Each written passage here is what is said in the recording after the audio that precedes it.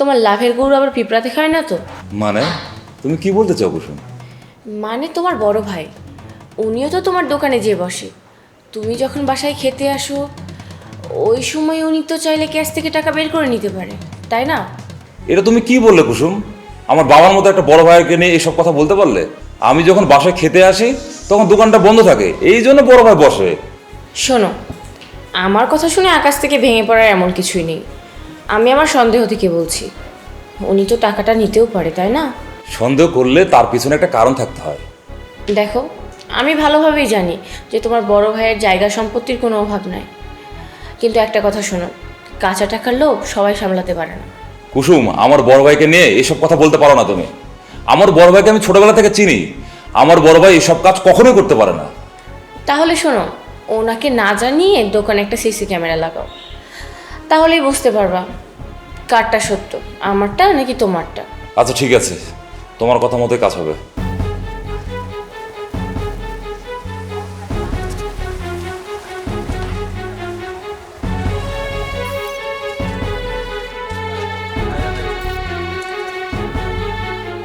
দুলাল, দুলাল এদিকে আসো, দেখো তোমার ভাই কি করছে।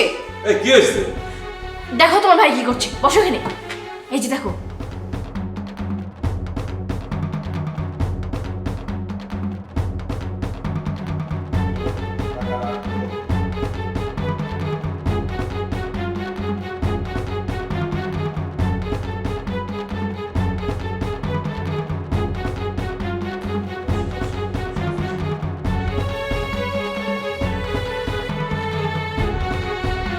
দেখেছো, আমি তোমাকে বলেছিলাম না তোমার ভাইয়া ক্যাশ থেকে টাকা নেই? এই যে দেখো, আজকে প্রমাণ হয়ে গেল।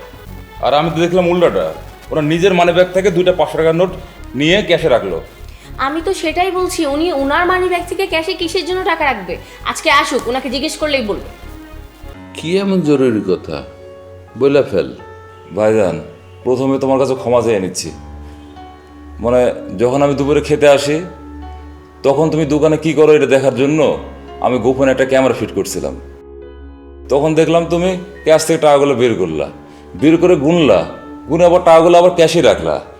ক্যাশে রাখার পর নিজের মানি ব্যাগ থেকে 500 টাকা নোট বের করে আবার সেখানে রাখলা। কেন ভাই?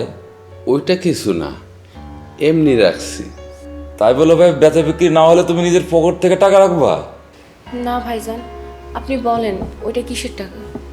সত্যি কথা বলতে কুসুম, তুমি তো আমাকে পরিবারের ব্যাপারে সবই জানো। বাবা আমগো দুই ভাইরে কোনো লেখাপড়া শিখায় নেই, কাজকর্মও শিখায় নেই। সারাদিন খালি আড্ডা দিছি, ঘোরাফেরা করছি।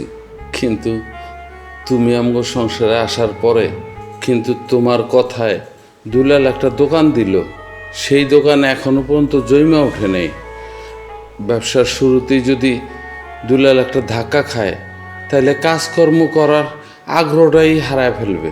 তাই বলে ভাই বেচা বিক্রি না হলে তুমি নিজের পকেট থেকে টাকা রাখবা? আপনি উনি মাফ করে দেন ভাইজান, আপনার মতো ভালো একটা মানুষের নিয়ে আমি কত খারাপ মন্তব্য করেছি। ভাই তুমি আমারে মাফ করে দিও। শোনো বোন, তুমি কথায় আমি কোনো রাগ করিনি।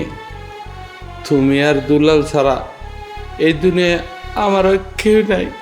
তুমি আসার আগে আমরা দুই ভাই কত ঝগড়া করছি, মারামারি করছি, কিন্তু আমরা কখনো এটা মনে রাখিনি।